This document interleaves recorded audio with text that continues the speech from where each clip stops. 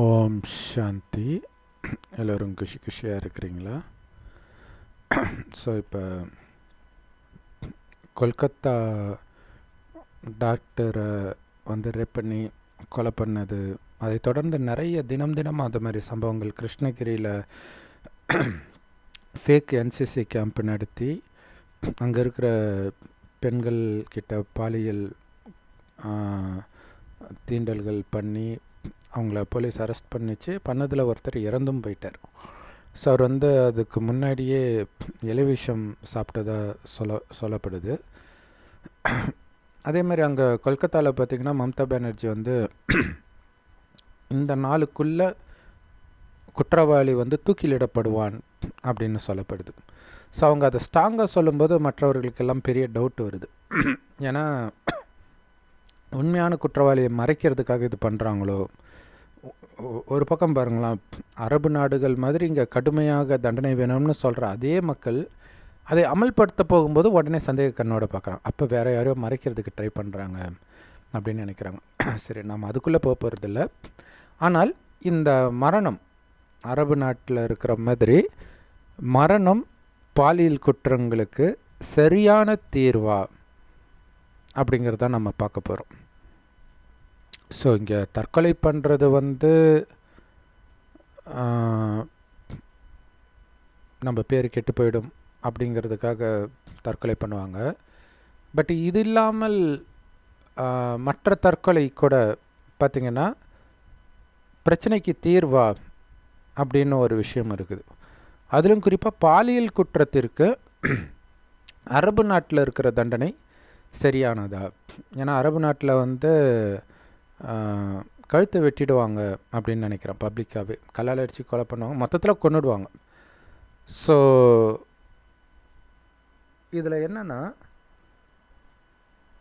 இப்படி சட்டம் இருக்குதுன்னு தெரிந்தே அவங்க பாலியல் குற்றம் செய்கிறாங்க அப்படின்னா அவங்க எந்த அளவிற்கு அந்த பயத்தை விட காமத்தின் உணர்வுகளுக்கு அடிமையாகி இருப்பாங்க அப்படிங்கிறது இங்கே முக்கியமான விஷயம். ஏன்னா எல்லோருக்குமே அது எந்த நாட்டில் இருந்தாலும் பாலியல் குற்றம் செய்கிறவங்களுக்கு மாட்டினா பிரச்சனை அப்படிங்கிறது தெரியும். ஆனால் அந்த பாலியல் குற்றம் செய்யும்போது அதை பற்றிய எண்ணமே இருக்காது. ஆனால் அந்த தப்பு செஞ்ச உடனே அது மக்கள் கவனத்திற்கு வந்துடுச்சுன்னொடனே பதற்றம் வர ஆரம்பிக்குது. அதனால தான் தற்கொலை இதெல்லாம் பண்ணுறாங்க. ஆனால் அது வரைக்கும் அவனுடைய புத்தி வேலை செய்யாமல் இருக்குது. அதுதான் இந்த காமத்துடைய தன்மை. புத்தியை மயக்கி அவன் செய்கிறது தவறுன்னு உணராத மாதிரி பண்ணிடும்.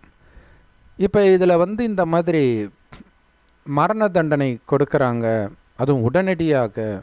ஏன்னா இப்போ நிர்பயா கொலை வழக்கில் 10 வருடமாக என்னவோ கழித்து தான் மரண தண்டனை கொடுத்தாங்க.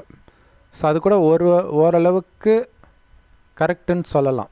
ஏன்னா சாக போகிறோன்னு அவனுக்கு தெரியும், இந்த தப்பு பண்ணதுனால தான் நம்ம சாக போகிறோன்னு தெரியும். ஸோ அது தினம் அதை அது நம்ம இப்படி நடந்துக்கிட்டுமேன்ற அந்த பச்சாதாபம் அவனுடைய குணத்தை மாற்றுறதுக்கு கூடவே ஜெயிலில் இந்த யோகா கிளாஸ் இதெல்லாம் கூட நடத்துவாங்க. ஸோ அவங்க கொஞ்சமாவது மனம் மாறி இருக்க வாய்ப்பு இருக்குது. அதே மாதிரி ஆட்டோ சங்கரும் சில வருடங்கள் கழித்து தான் தூக்கு தண்டனை கொடுக்குறாங்க. ஆனால் உடனடியாக கொலை பண்ணுறது அப்படிங்கிறது அதுலேயும் இப்போ ஆந்திராவில் இந்த மாதிரி ஒரு டாக்டர், எல்லா இடத்துலையுமே மெடிக்கல் ஸ்டூடெண்ட் அல்லது டாக்டருக்கு தான் இந்த மாதிரி விஷயம் நடக்கிறதுன்றது ஒரு ஆச்சரியமாக இருக்குது. ஏன்னா ஒவ்வொரு பாலியல் குற்றமும் அப்படி தான் நடக்குது. நிர்பயா மெடிக்கல் ஸ்டூடெண்ட், ஆந்திராவிலையுமே அவங்க டாக்டரோ அல்லது ஸ்டூடெண்ட்டோ அவங்க. ஸோ இப்போ கொல்கத்தாலேயும் டாக்டர் தான். தமிழ்நாட்டிலே கோயம்புத்தூர்லேயே எங்கேயோ சமீபமாக நடந்துச்சுன்றாங்க. ஸோ அவங்களுக்கு உடனடியாக தண்டனை கொடுக்கும் பொழுது அவங்க மாறுவதற்கான வாய்ப்பு கம்மி.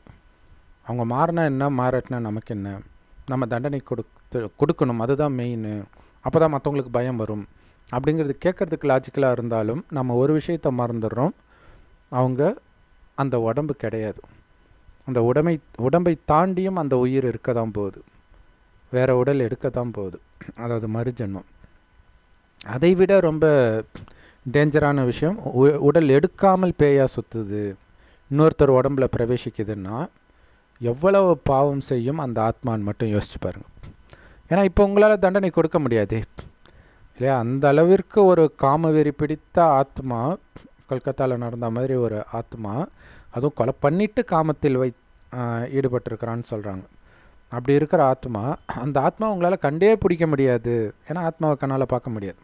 அப்போ எந்த உடம்புல வேணாலும் பூந்து அவங்க தன்னுடைய இச்சையை தீர்த்துக்க முடியும். யார் உடம்புல நுழையிறாங்களோ அவங்களுடைய மனைவியோட அல்லது வேறு யாரோட கூட, ஏன்னா அந்த நேரம் அந்த உடம்பை அவங்க கண்ட்ரோலுக்கு எடுத்துகிட்டு வந்துடும். ஸோ இதில் இன்னொரு விஷயம் என்ன அப்படி இருக்குதுன்னா, இன்னும் போக போக, இப்போவே அப்படி நடக்குதான்னு தெரியல, இன்னும் போக போக சம்பந்தப்பட்ட அந்த உடலின் ஆத்மாவின் அனுமதி இல்லாமல் வேறு ஆத்மாக்கள் இந்த பாலியல் குற்றம் செய்யும் அந்த உடம்பை பயன்படுத்தி. ஆனால் தண்டனை அந்த உடலை சார்ந்தவருக்கு தான் கிடைக்கும். ஸோ இந்த மாதிரி விஷயங்கள்லாம் நடக்கும். இது மெயினாக நம்ம என்ன சொல்ல வரும் அப்படின்னா, அந்த மாதிரி என்கவுண்டர் பண்ணுறதோ அல்லது வேறு ஏதோ ஒரு முறையில் மரணத்தை கொடுக்கறதோ அந்த ஆத்மாவை மாற்ற போகிறது கிடையாது இல்லையா? அந்த ஆத்மா காமத்துக்கு அடிமையாக இருக்குது. அந்த அடிமைத்தனத்துலேருந்து வெளியில் வர்றதுக்கான வழியை கற்றுக் கொடுக்கணும். அதுதான் முக்கியமான விஷயம். அதை பற்றி எனக்கு கவலை இல்லை, அதை நான் கொண்டுட்டா திருப்தி அப்படின்னா அந்த ஆத்மா எங்கேயும் போகாது, இங்கே தான் இருக்கும். மீண்டும் மீண்டும் இங்கே தான் பிறக்க போகுது. உலகமும் ரொம்ப மோசமாக தான் ஆக போகுது. இது ஆல்ரெடி காமத்தில் மூழ்கின ஆத்மான்றதுனால மீண்டும் அடுத்த ஜென்மம் வரும்போது மீண்டும் அந்த காமம் பயங்கரமாக வெளிப்படும், அது சின்ன தூண்டுதல் கிடைத்தாலே. அப்போ மீண்டும் இதைவிட பயங்கரமான குற்றம் செய்யும். ஸோ அதனால தான் நம்ம சொல்கிறது என்ன அப்படின்னா, அவங்க என்ன தண்டனை கொடுக்குறாங்க, ஏன்னா இது எல்லாருமே ஆத்மா தானே அப்படின்னு சொன்னால் அது யாரும் கேட்க மாட்டாங்க, அது பரவாயில்ல. ஆனால் அதற்கு முன்பு அந்த ஆத்மா மனம் வருந்தி திருந்துறதுக்கு நம்ம டைம் கொடுக்க வேண்டியது ரொம்ப முக்கியம். இல்லாட்டினா அதன் பலனை இதே மனித சமுதாயம் அனுபவிக்க வேண்டியதாக இருக்கும் இல்லையா? நான் சொன்ன மாதிரி பேயா பல உடம்பில் அலைஞ்சி இந்த மாதிரி பாவத்தை செய்யும்பொழுது என்ன ஆகும்? ஸோ அது ரொம்ப கொடூரமாக இருக்கும். ஸோ சமீபமாக ஒரு பிரதரோட நம்ம பிராணா வயலட் ஹீலிங் அதெல்லாம் எடுத்தோம் இல்லையா? அந்த பிரதர் கூட சொல்லியிருந்தார், என்னென்னா ஒரு தற்கொலை செஞ்சுக்கிட்ட ஆத்மா இன்னொருத்தருடைய உடலுக்குள்ளே பிரவேசிக்கும் போது அவருக்கு ஏதோ ஒரு பிரச்சனை வருதுன்னும் போது திடீர்னு தற்கொலை பண்ணிக்கோன்ற அந்த எண்ணம் தூண்டப்பட்டு அவங்க தற்கொலை பண்ணுவாங்க. அதுதான் நிறைய பேருக்கு ஆச்சரியமாக இருக்கும், இவங்க எப்படி தற்கொலை பண்ணாங்க, இவங்க ரொம்ப போல்டானவங்களாச்சுன்னு நிறைய இடங்களில் நம்ம இதை கேள்விப்பட்டிருப்போம். இவங்க தற்கொலை பண்ணிக்கிட்டதை என்னால் நம்பவே முடியலன்ட்டு. உள்ளுக்குள்ளே ஆத்மா பிரவேசிச்சிருக்கிறதுக்கான வாய்ப்பு ரொம்ப ரொம்ப அதிகம். உதாரணத்துக்கு ஒரு குழந்தை 7வது தான் படிக்குது. ஸோ 7வது படிக்கிற குழந்தைக்கு தற்கொலைனா என்ன தெரியும் முதல்ல? அதுவும் தூக்குமாட்டி தற்கொலை. ஜஸ்ட்டு அவங்க அம்மா ஏதோ பாட்டி ஊருக்கோ எங்கேயோ போகும்போது போகக்கூடாதுன்னு சொல்லியிருக்கிறாங்க, அவ்வளோதான். டக்குன்னு அந்த அம்மா தோசை சுட்டு முடிக்கிறதுக்குள்ளே அவங்க வீட்டில் கீழே ஒரு ரூமில் போய் ஃபேனில் தற்கொலை பண்ணியிருக்கிறான். ஏதோ புடவையோ எதையோ மாட்டி தற்கொலை பண்ணிக்கிறான், தூக்கு மாட்டி. ஸோ அது இப்போ வரைக்கும் அவங்களுக்கு புரியவே இல்லை. அதை பற்றி அந்த பையன் பேசினதும் கிடையாது, தற்கொலை பண்ணிக்கிறேன்னு இதுக்கு முன்னாடி மிரட்டினதும் கிடையாது. எப்படி ஒரு செகண்டில் இது நடந்துச்சு அப்படின்னு. ஏன்னா அந்த ஆத்மாவை உடலை விட்டு பிரியறதுக்கு முன்னாடி, ஏன்னா உடலில் இருந்து மாறுறதுக்கான வாய்ப்பு இருக்குது. உடலை விட்டு பிரிந்த பிறகு இன்னொரு ஜென்மம் எடுத்தது. பேய அலையிறது அது ஒரு சிலர் அலைவாங்க, ஒரு சிலர் ஜென்மம் எடுப்பாங்க. அதுக்கப்புறம் அது திருந்துறதுக்கெல்லாம் வாய்ப்பு கிடையாது. ஆனால் உள்ளேயே தண்டனை கிடைக்கும். பட் இருந்தாலும் அடிப்படை குணம், அந்த பாவம் செய்யாமல் இருக்கிற குணம் அவங்களுக்கு வராது. தண்டனை கொடுத்தாலும் வராது. நீங்கள் என்ன தண்டனை கொடுத்தாலும், கல்லால் அடித்து சாவடித்தாலும், சவுக்கால் அடித்தாலும், நிறைய அந்த முஸ்லீம் நாடுகளில் விதவிதமான தண்டனைகள் இருக்குது. அந்த நேரம் பயம் இருக்கும், பதற்றம் இருக்கும், எல்லாம் இருக்குமே தவிர, சப்போஸ் அந்த தண்டனையிலிருந்து கடைசி நேரத்தில் அவங்கள காப்பாற்றி உயிரோடு மட்டும் விட்டாங்கன்னு வச்சுங்களேன், மறுபடியும் அதே பாவத்தை தான் அவங்க செய்வாங்க. ஏன்னா அவங்களால அது செய்யாமல் இருக்க முடியாது. அப்போ அந்த குணத்தை மாற்றணும். அப்போ அவங்களுக்கு சில ரகசியங்களை வெளிப்படுத்தணும். ஏன்னா குறிப்பாக நம்ம ஏற்கனவே கூட இதை பற்றி ஒரு வீடியோ போட்டிருக்கிறோம். இந்த மாதிரி பாலியல் குற்றத்தில் சிக்கியவர்கள் வந்து மரணத்திற்கு பதிலாக சமீபமாக இது அமெரிக்காவில் நடந்துச்சு. ஏதோ ஒரு ட்வின் டவர்ஸ் இல்லையா, twin towers Osama bin Laden மூலமாக இடிக்கப்பட்டது இல்லையா அவங்க குழுவினால். அப்போ அந்த குழு வந்து இன்னும் பிடிச்சி வச்சுருக்கிறாங்க, இன்னும் ஜெயிலில் தான் இருக்கிறாங்க. ஆனால் இப்போ மரண தண்டனைக்கு பதிலாக அவங்களுக்கு ஆயுள் தண்டனையாக மாற்றிட்டாங்க. ஆயுள் தண்டனையாகவோ வேறு ஏதோ ஒன்று குறைச்சிட்டாங்க. ஸோ அதுக்கு நிறைய பேர் அதிருப்தி தெரிவிச்சிருந்தாங்க. அதாவது அவங்க வந்து மன்னிப்பு கேட்குறாங்க. ஸோ அதனால் அதுக்கு பதிலாக அது ஆயுள் தண்டனையாக குறைக்கப்படுது.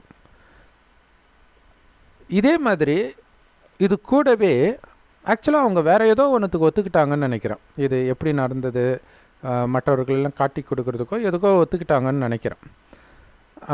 ஸோ அந்த மாதிரி எந்த குற்றம் செய்தவர்களையுமே வந்து அவங்க எந்த மனநிலையிலேருந்து இப்படி மாறினாங்க, இப்படி மாறுறதுக்கு என்னெல்லாம் காரணம் அப்படின்னு அவங்க வெளிப்படையாக சொல்கிறாங்க அப்படின்னா அதுக்கு பதிலாக மரண தண்டனையிலிருந்து அவங்க காப்பாற்றப்படுவார்கள் அப்படின்னு சொன்னால் கண்டிப்பாக அது நிறைய யூஸ்ஃபுல்லாக இருக்கும். அதே மாதிரி பாலியல் குற்றம் கூட.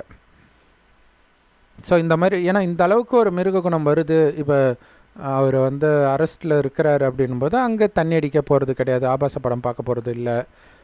ஸோ அப்போ கொஞ்சம் கொஞ்சமாக அந்த ஒரு பழைய நிலைமைக்கு வருவார், அந்த அடிக்ஷன்லேருந்து வெளியில் வருவார். ஸோ அப்போ எந்த சூழ்நிலையில் நான் எப்படியெல்லாம் இப்படி மாறினேன் அப்படிங்கிறத வந்து அவர் சொல்லும் பொழுது சமுதாயத்தில் உள்ள பல குறைகள் அதுக்கு காரணமாக இருக்கும். ஸோ அதை சரி செய்யலாம். குறிப்பாக பார்த்திங்கன்னா இந்த மாதிரி பாலியல் சீண்டல்கள் நடக்கும்போது எல்லாம் கொதித்தெழுறாங்க. மகாராஷ்டிராவில் இதேமாரி ஒரு ஸ்கூலில் 2 பொண்ணுங்க கிட்ட வாத்தியார் தப்பாக நடந்துக்கிட்டாரு அப்படின்ட்டு இப்போ பந்தே அறிவிக்கிறாங்க. ரயிலெல்லாம் மறிச்சாங்க. அது மாதிரி பெரிய போராட்டம் நடந்துச்சு. கொல்கத்தா டாக்டருக்கு வழக்குக்கு பிறகு இதுவும் நடந்தது. ஆனால் இவ்வளவு கொதிச்சு எழுற மக்கள் அன்றாடம் பயணம் செய்கிற அந்த பஸ்ஸில் அவ்வளவு மோசமான பாடல்கள், இரட்டை அர்த்தமுள்ள பாடல்கள் போடுவாங்க. அதை யாருமே கண்டுக்கிறதே கிடையாது. ஏன்னா அங்கே விஷம் பரப்பப்படுது. அது ரொம்ப முக்கியமான விஷயம்.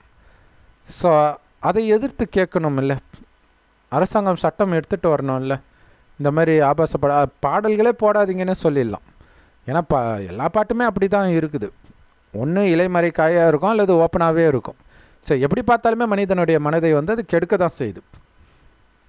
ஸோ அதை தடை பண்ணலாம் இந்த மாதிரி. ஏன்னா இப்போதைக்கு அதுதான் பண்ண முடியும். மற்றபடி இன்டர்நெட் வந்துடுச்சு. ஸோ அதில் எந்த அளவுக்கு ரெஸ்ட்ரிக்ஷன் கொண்டு வர முடியும் அப்படின்னு தெரியல. ஏன்னா நார்மலாக இருக்கிற ஏன்னா ஜென்ரலாகவே இப்போ ஃபுல்லாக டான்ஸு தான். நீங்கள் யூடியூப்பு, ஃபேஸ்புக்கு எதை எடுத்தாலும் டான்ஸ் தான் வருது. டான்ஸ்னாலே அது ஆபாச அசைவுகள் இருக்க தான் செய்யுது. அது நார்மல் ஆகிடுச்சு இப்போ. ஆனாலும் அது வந்து மனிதனின் மனதை கண்டிப்பாக பாதிக்க தான் செய்யுது. ஸோ இந்த விஷயங்கள் எல்லாம் வெளியில் சொல்லும் பொழுது மற்றவர்களுக்கு அது ரொம்ப யூஸ்ஃபுல்லாக இருக்கும். குறிப்பாக நிறைய பள்ளிகளில் இது நடக்குது இல்லையா. நிறைய பள்ளிகளில் வந்து பெரும்பாலும் எல்லா பள்ளிகளிலுமே வந்து நியூஸ் ரீடிங்னு காலையில் அசம்பிளியில் வைப்பாங்க. உட்காந்து பாலஸ்தீனில் போர் நடக்குது, உக்ரைனில் போர் நடக்குது, இங்கே சந்திராயன் விட்டாங்க, சுனிதா வில்லியம்ஸ் மாட்டிக்கிட்டாங்க, இதெல்லாம் ஓகே நியூஸு தான். இது யூபிஎஸ்சி எக்ஸாமுக்கு யூஸ் ஆகும். அங்கே ஸ்கூலில் படிக்கிறவங்கலாம் கலெக்டர் ஆக போகிறாங்க. ஆனால் ஸ்கூலில் படிக்கிறவங்க எல்லாமே பாலியல் குற்றத்திற்கு ஆளாகிறதுக்கான வாய்ப்பு அதிகம், அல்லது இவங்களே பாலியல் குற்றவாளிகளாக ஆகிறதுக்கான வாய்ப்பு அதிகம். அதுவும் நியூஸில் வருது இல்லை. மெயினாக அதை படிக்கணும், கம்பல்சரி படிக்கணும்னு சொல்லணும். ஏன்னா அந்த ஸ்கூலில் இருக்கிறவங்களுக்கு வந்து வேறு எதுவுமே பார்க்குறதுக்கு டைம் இருக்காது. அப்படியே வந்தாங்கன்னா ஃபோன் எடுத்துகிட்டு அந்த பாட்டு, கவர்ச்சி நடனம் இதை தான் பார்த்துட்ருப்பாங்க. ஏன்னா நிறைய ஸ்கூலில் பிடி மாஸ்டர் வந்து பாலியல் குற்றத்தில் ஈடுபடுறத பார்க்குறோம். நிறைய பேர் அது மாதிரி ஈடுபடுறத பார்க்குறோம். அப்போ அதே நியூஸில் சொல்லும் பொழுது ஓ வெளியில் இதெல்லாம் நடக்குதா அப்படின்னு அவங்களுக்கு எச்சரிக்கை உணர்வு இருக்கும். அப்போ இதெல்லாம் குற்றமா அப்படின்னு குழந்தைகளுக்கும் ஒரு விழிப்புணர்வு இருக்கும். ஸோ அப்போ அந்த நியூஸை படிக்கும் பொழுது அப்போ ஹெச்எம் வந்து சொல்லலாம், இந்த மாதிரி விஷயங்கள் நடந்தால் நீங்கள் யார்கிட்டெல்லாம் சொல்லலாம், நாங்கள் உங்கள் பேரை வெளில சொல்ல மாட்டோம். இந்த மாதிரி விஷயங்களெல்லாம் எல்லா ஸ்கூல்லையும் எடுக்கிறாங்க அப்படின்னா அது வந்து அந்த குழந்தைங்களுக்கு வந்து ஒரு நம்பிக்கையை கொடுக்கும். ஏன்னா யார்கிட்ட சொல்கிறது, என்ன சொல்கிறது, அது வீட்டில் பிரச்சனை. ஏன்னா வீட்டிலையுமே நிறைய செக்ஷுவல் அப்யூஸ்லாம் நடக்குது இல்லையா. ஸோ அதை இவங்கக்கிட்ட சொல்லலாம். இந்த மாதிரி விஷயங்கள் எல்லாம் வந்து குழந்தைங்களுக்கு தெரியப்படுத்தலாம். இன்னொரு விஷயம் என்னென்னா, இதையெல்லாம் நியூஸில் பப்ளிக்காக ஸ்கூலில் காலேஜில் இங்கெல்லாம் படிக்கும் பொழுது இதெல்லாம் தப்பு அப்படிங்கிற எண்ணம் அந்த ஆண் குழந்தைங்க மனதிலும் விதைக்கப்படும். ஏன்னா அதெல்லாம் தப்பு இல்லைன்றது தானே சினிமா பாடல்கள் எல்லாத்தையும் விதைச்சிக்கிட்டே இருக்குது தொடர்ந்து. ஸோ ஒரு பக்கம் தப்பு செய்கிறதுக்கான எல்லாத்தையும் உள்ளே போட்டுக்கிறாங்க, இன்னொரு பக்கம் இந்த மாதிரி எங்கேயோ ஒன்று நடந்துச்சுன்னா போராட்டமும் பண்ணிகிட்டு இருக்கிறாங்க. அதேமாதிரி படங்களில் இரட்டை அர்த்த வசனங்கள் வைக்கிறது, அந்த படங்களுக்கு ஆஸ்கார் வேறு கொடுக்குறாங்க, நேஷ்னல் அவார்டு வேறு கொடுக்குறாங்க. ஸோ அது சமுதாயத்தை கெடுக்குதே, அதுக்கு அனுமதி கொடுக்கலாமா அப்படிங்கிறத கூட யாரும் பார்க்கறது கிடையாது. ஸோ தண்ணி அடிக்காத வரைக்கும் யாரும் தண்ணி அடிக்கிறதுக்கு அடிமை ஆகிறது கிடையாது. அடித்த பிறகு தான் தண்ணி அடிக்கிறதுக்கு அடிமையாவாங்க. இதே தான் காமத்திற்கும். அந்த காமத்தை தூண்டக்கூடிய விஷயங்களுக்கு அவங்க எக்ஸ்போஸ் ஆகிற வரைக்கும் அதுக்கு அவங்க அடிமை ஆகிறது கிடையாது, எவ்வளோ பலகீனமானவர்களாக இருந்தாலுமே கூட. ஸோ இதை புரிய வச்சு இதனால் நீங்கள் அதிலிருந்து வெளிவரணும், ஆபாசமான விஷயங்கள்லேருந்து அந்த பக்கமே நீங்கள் போகக்கூடாது, இது எந்த அளவுக்கு உங்களை வந்து மிருகமாக மாற்றும் அப்படிங்கிறத ஸ்கூலில் சொல்லிக் கொடுக்கணும். செக்ஸ் எஜுகேஷன் சொல்லி கொடுக்கக்கூடாது. செக்ஸுனாலே எவ்வளவு தவறு இருக்குது, அதன் பக்கம் உங்களுடைய கவனம் ஸ்லைட்டாக போனாலே எப்படி உங்களுடைய படிப்பு பாதிக்கப்படுது, நாளைக்கு நீங்கள் சமூகத்திற்கே ஒரு அச்சுறுத்தலாக மாறுவீங்க, பிறகு உங்கள் வாழ்க்கையே போகும். அதுக்கு எத்தனை உதாரணங்கள் தினம் தினம் நியூஸில் வருது அப்படிங்கிறத அவசியம் அவங்களுக்கு படித்து காட்டணும். அப்போ அந்த மாதிரி தவறில் ஈடுபடுற மாணவர்களாக இருந்தாலும் சரி, ஆசிரியர்களாக இருந்தாலும் சரி, எல்லோருக்கும் அந்த எச்சரிக்கை தினம் தினம் ஒலிக்க கொஞ்சம் வெளியில் வர்றதுக்கு முயற்சியாவது பண்ணுவாங்க. ஸோ இது வந்து அந்த குழந்தைகளோ அல்லது அங்கே வேலை செய்கிறவங்களோ அப்போ மட்டும் இல்லை, வாழ்க்கையில் எங்கேயுமே எந்த இடத்துலையுமே இந்த தவறை பண்ணக்கூடாது, இது ரொம்ப தவறான விஷயம் அப்படிங்கிறது அவங்களுடைய மனதில் ஆழமாக பதியும். ஏன்னா இன்றைக்கி வயசான தாத்தா கூட பேத்தி வயது இருக்கக்கூடிய குழந்தைகளை வந்து பாலியல் வன்கொடுமை செய்கிறாங்க. ஏன்னா மெயினாக இந்த எச்சரிக்கை உணர்வு அவங்களுக்கு கொடுக்கப்படலை. இன்னொரு முக்கியமான விஷயம், அவங்க இதில் மூழ்க இது சரின்றது அவங்க மைண்டில் ஆழமாக பதிவாயிடுச்சு. இப்போ அது தப்பு அப்படிங்கிறது மைண்டில் ஆழமாக பதிய வைக்க வேண்டியது எந்த அளவுக்கு முக்கியமோ அதே அளவிற்கு அதிலிருந்து வெளியில் வருவதற்கு அவங்களுக்கு சரியான வழி சொல்லிக் கொடுக்க வேண்டியதும் முக்கியம். ஏன்னா அதில் வெளியில் வர்றது வந்து காமத்தில் ஒன்ஸ் விழுந்துட்டால் வெளியில் வர்றது அவ்வளோ ஈஸி கிடையாது. கஞ்சா அடிக்ட்லேருந்து வெளியில் வரலாம், எதுலேருந்து வேணாலும் வரலாம், காமம் சாதாரண விஷயம் கிடையாது. ஸோ அப்போ அதிலேருந்து வெளியில் வரணும், காமத்தை தூண்டக்கூடிய எல்லாத்தையுமே அவங்க முற்றிலுமாக தடை செய்யணும். மனைவியோட காமம் வச்சுக்கிட்டா தப்பு இல்லை, இந்த காமம் தான் நாளைக்கு இன்னொரு பெண்ணுக்கிட்ட தேடியே போகும். ஸோ அது யாருக்குமே தெரிய மாட்டேங்குது. அடுத்தது, இயல்பாகவே ஆத்மா வந்து இப்போ பலகீனமாக இருக்குது. எல்லாருடைய ஆத்மாவும் வரிசைக்கிரமம் இருக்குது, இருந்தாலும் பலகீனம் இருக்குது. ஏன்னா நாம் இருக்கிறது கலியுகத்தின் இறுதியில். ஆனால் இதே பூமி 5000 வருடத்திற்கு முன்பு சத்தியுக சொர்க்கமாக இருந்தது, அங்கே எல்லாருடைய ஆத்மாவும் பலமாக இருந்தது. அதனால் அங்கே பாலியல் குற்றங்களே நடக்காது,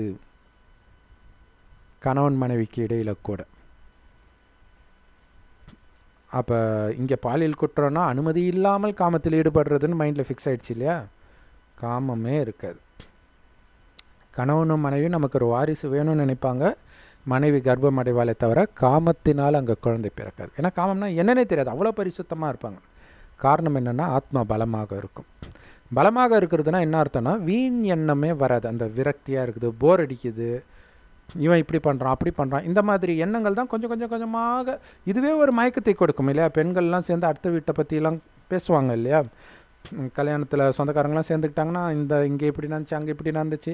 ஸோ அது ஒரு போதையை கொடுக்கும். அந்த போதையுடைய உச்சம் தான் காமம். அப்படியே இந்த போதை வர வர ஆத்மா பலகீனமாக ஆக அடுத்தது காமத்தின் போதையில் போய் விழும்.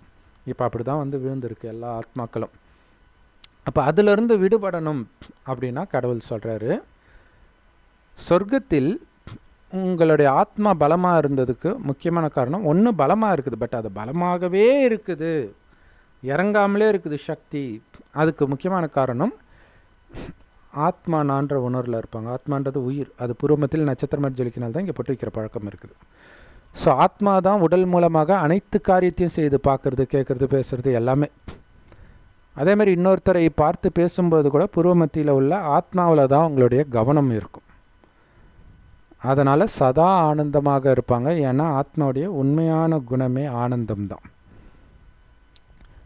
அமைதி தான். அதனால் உள்ளுக்குள்ளே இருந்தே அந்த ஆனந்தமும் அமைதியும் நிரந்தரமாக அனுபவம் செஞ்சுட்டு இருப்பாங்க முதல் 2500 வருஷத்துக்கு. அடுத்த 2500 வருடத்தில் என்ன ஆகிடுது, ஆத்மான்றதே மறந்து கவனம் வெளியில் போயிடுது, வெளி உலக விஷயத்தில் மயங்குது. அப்போ தான் புலனின்பத்துக்கு அடிமையாகுது. அப்போ தான் மனிதனுக்குள்ளே காமம், கோபம், பற்று, பேராசை, அகங்காரம் வருது. எந்த அளவிற்கு இந்த விகாரங்களுக்கு நம்ம அடிமை ஆகிறோமோ அந்த அளவிற்கு ஆத்மா பலகீனமாகும். அப்போ என்ன ஆகும்னா இன்னும் இன்னும் அதிகமாக அடிமைத்தனமாகும். ரொம்ப அழகான பொண்ணை பார்த்து மயங்கின மனம் சுமாரான பெண்ணை பார்த்து மயங்க ஆரம்பிக்கும். அதுக்கப்புறம் ரொம்ப அசிங்கமான பெண்ணை பார்த்து மயங்க ஆரம்பிக்கும். அதுக்கு அடுத்தது வயதான பாட்டியை பார்த்து கூட மயங்க ஆரம்பிக்கும். இப்போ நேற்று பெங்களூரில் 65 வயது மிக்க ஒரு வயதான பெண்மணியை 24 வயது இளைஞன் கற்பழிச்சிருக்கிறான் ஆஸ்பத்திரியில். அவங்க லேட்டாகிடுச்சு, ஆஸ்பத்திரியில் தூங்கிட்டு போகலான்னு தூங்கினாங்க. ஸோ அது கற்பழிச்சிருக்கிறான். அப்புறம் மனநலம் பாதிக்கப்பட்ட பெண்கள், குழந்தைகள், ஏன்னா அந்த மாதிரி ஆகிடும். ஆத்மா பலம் இழந்துக்கிட்டே வருது. ஸோ அப்போ அந்த ஆத்மா பலம் நிரப்புறதுக்கு இறைவன் சொல்கிறாரு, உடம்புன்றதே மறந்துடுங்க, உங்களுக்கு ஒரு உடம்பு இருக்கிறதே மறந்துடுங்க, வெறும் ஒளியாக உங்களை உணருவங்க, ஆத்மாவாக உணருங்க. ஆத்மா தான் பார்க்குது, பேசுது, கேட்குது, கண் வழியாக பார்க்குதுன்னு கூட நினைக்க வேண்டாம், ஆத்மா பார்க்குதுன்னு நினைங்க, ஆத்மா கேட்குதுன்னு நினைங்க. இப்படி ஆத்மாவில் மட்டும் கவனம் வைங்க. யாரை பார்த்தாலும் அந்த புருவமத்தியில் இருக்கிற ஆத்மாவில் மட்டும் கவனம் இருக்கட்டும். அடுத்தது ரொம்ப முக்கியமான விஷயம் என்ன அப்படின்னா, ஆத்மாவுக்கு இப்போ சக்தி இல்லாததுனால தான் ஆத்மான்னு பார்க்கவே முடியல, அந்த கான்சன்ட்ரேஷன் பவரே இல்லை. ஸோ அந்த சக்தியை நிரப்பிக்கணும் அப்படின்னா அந்த சக்தியில் எப்போவுமே நிரம்பி இருப்பவர் சிவபரமாத்மா. அவரைத்தான் அல்லாஹ் பரமபிதான்னு சொல்கிறோம், கடவுள் ஒருவரே. ஸோ உங்களை ஆத்மான்னு வந்து எவ்வளவு முடியுமோ அவரை நினைவு பண்ணிக்கிட்டே இருக்கணும். ஏன்னா உலகம் அழியும்போது எல்லா ஆத்மா அங்கே தான் போகும். இப்போவே நான் அங்கே போயிட்டதாக நினச்சிக்கோங்க. இந்த கலியுகம் பாவம் நிரம்பிய உலகத்திலே நான் இல்லை, நான் பரந்தாமத்திற்கு போயிட்டா தான் பரலோகம்னு கிறிஸ்தவர்கள் சொல்லுவாங்க. அங்கே இறைவனோடவே இருக்கிறேன் அப்படின்னு அவரோடவே இருக்கணும். புத்தினால் அவரையே பார்த்துட்டு இருக்கணும். அவர் இந்த ஞானத்தை சொல்வதற்காக கடைசியின் ஒரு வருடம் ஒரு வயோதிகர் உடலில் வந்து இந்த ஞானத்தை கொடுக்கிறார். அந்த வயோதிகருக்கு பிரம்மான் பேர் வைக்கிறார். அவர் வாய் வழியாக சிவனுடைய ஞானத்தை கேட்பதினால் நாம் பிரம்மா குமார் குமாரிகள் அப்படின்னு அழைக்கப்படுறோம். அதுதான் இந்த இயக்கத்துடைய பேர், கடவுளே நேரடியாக நடத்துறது. ஸோ அங்கே இறைவனுடைய ஞானம் முற்றிலும் இலவசமாக முரளி அப்படின்னு போதிக்கப்படுது. யூடியூப் வெப்சைட்ஸ்லேயும் இருக்குது, அதோடைய லிங்க் இந்த வீடியோக்கு டிஸ்கிரிப்ஷனில் கொடுக்குறோம். அவசியம் பார்த்து பயன்பெறுங்கள். பண்ண வேண்டியதெல்லாம் உங்களை ஆத்மான்னு உணர்ந்து சதா சிவபரமாத்மாவை நினைவு பண்ணிக்கிட்டே எல்லா காரியமும் பண்ணணும். ஸோ இறைவன் நினைவிலே சாப்பிடணும், இறைவன் நினைவிலேயே மற்றவர்களோட பேசணும், மற்றவர்களை பார்க்கும்பொழுதும் அந்த ஆத்மாவில் மட்டுமே கவனம் இருக்கணும். இதில் இந்த பயிற்சியில் அலட்சியம் இல்லாமல் நீங்கள் கவனம் கொடுக்கத்தான் ஆத்மாவிற்கு பலம் வரும். ஆனால் அந்த பலத்தை சோதிக்க கோபம், பற்று, பேராசை, அகங்காரத்தை தூண்டக்கூடிய சூழ்நிலையும் வரும். அதற்கான எச்சரிக்கை தினம் தினம் முரளியிலும் வரும். ஸோ முரளியை நீங்கள் படிச்சுக்கிட்டே இருந்தீங்கன்னா ஒரு நாள் தோத்தாலும் அடுத்த நாள் ஜெயிச்சிடுவீங்க. இப்படி நீங்கள் ஜெயிச்சு கொஞ்சம் கொஞ்சமாக காமம்னா என்னன்னே தெரியாத நிலையை நீங்கள் அடைவீங்க. அந்த நேரம்தான் உலகழிவு நடக்கும். ஸோ அப்படி இறைவனுடைய ஞானத்தை கோடியில் சிலர் தான் கேட்பாங்க. அந்த கோடியில் சிலருக்காகவே கடவுள் புத்தம் புதிய உலகத்தை படைக்கிறார். ஏன்னா சொர்க்கத்தில் தேவதைகள் எப்படி இருந்தாங்களோ அந்த மாதிரி பரிசுத்தமாக நாம் ஆகிட்டதுனால மீண்டும் இந்த பூமி சொர்க்கமாக மாற்றுவதற்காக நடப்பது தான் உலகழிவு. அதற்கு தான் உலகம். எனக்கு கடைசி 100 வருடம்தான் இறைவன் இந்த ஞானத்தை கொடுக்கிறார். அவர் வந்தே 88 வருஷம் ஆயிடுச்சுன்னா இருக்கிற கொஞ்ச நேரத்தில் உலகழிவு எவ்வளோ வேகமாக நடக்கணும்னு யோசிச்சு பாருங்க. கண்ணு முன்னாடி நடக்கிறதையும் பார்க்குறோம். ஸோ இந்த ஞானத்தை பாலியல் குற்றம் செய்து சிறையில் இருப்பவர்கள் மட்டுமல்ல, பாலியல் குற்றம் செய்து கொண்டிருக்கக்கூடிய நம்முடைய சகோதர சகோதரிகளுக்கும் கேட்கணும். ஏன்னா இந்த குற்றத்தை எல்லாம் ஓப்பனாக பெரும்பாலும் பண்ண மாட்டாங்க. யார் யார் பண்ணுறாங்கன்னு அவங்களுக்கு தான் தெரியும். ஸோ ஒரு பெண்ணையோ ஒரு ஆணையோ பாலியல் ரீதியாக தீண்டுவது மட்டுமே பாலியல் குற்றம் கிடையாது. யாரையோ நினைச்சிட்டு காமமாக ஆபாசமாக நினைக்கிறது, ஆபாச படம் பார்க்குறது, சுய இன்பம் பண்ணுறது, இது எல்லாமே பாலியல் குற்றங்களே. இதுதான் முதல் ஸ்டெப்பு. இது அடுத்த இதோடைய அளவு அதிகரிக்க தான் ஒரு டைமுக்கு அப்புறம் இதன் எண்ணங்கள் அதிகமாக இருக்கும்போது, அதற்கேற்ற சூழ்நிலை வரும்போது நீங்கள் குற்றவாளிகளாக மாறுறீங்க. ஒரு நொடியில் குற்றவாளியாக மாறுறது கிடையாது. கொஞ்சம் கொஞ்சமாக இந்த மாற்றம் நடக்குது. ஸோ இந்த மாற்றம் எல்லாருக்குள்ளேயும் நடந்துட்டு தான் இருக்குது. அதனால்தான் எல்லா சகோதர சகோதரிகளுக்கும் இந்த குறைஞ்சபட்சம் இந்த ஞானத்தை இல்லையா, அரசாங்கம் என்ன முடிவெடுக்கும், அது சாத்தியமா இல்லையா, அது நமக்கு தெரியாது. ஆனால் நம்மளால் முடிஞ்சது இந்த செய்தியை மற்றவர்களுக்கு கொடுக்கலாமில்ல, நம்ம சகோதர சகோதரிகளுக்கு கொடுக்கலாமில்ல. இன்றைக்கி பயங்கரமான பாலியல் குற்றவாளின்னு சொல்கிற ஒரு ஆணோ பெண்ணோ சில ஜென்மங்களுக்கு முன்பு உங்களுடைய சொந்த அம்மாவாக, மகளாக, குழந்தையாக, சகோதரனாக இருந்திருக்கலாம். நாளைக்கே உங்களுக்கு குழந்தையாகவும் பிறக்கலாம். ஸோ அப்போ மீண்டும் இதே குற்றத்தை தான் அது செய்யும். அதனால் இப்போ இருப்பவர்களுக்கே இந்த ஞானத்தை நம்ம கொடுத்துக்கிட்டு இருந்தால், எல்லோரும் ஏற்றுக்காட்டினாலும் ஏற்றுக்கிறவங்களாவது காப்பாற்றப்படுறாங்கல்ல. ஸோ அதை நாம் அவசியம் செய்வோம். ஓம் சாந்தி. தேங்க்ஸ் ஃபார் வாட்சிங்.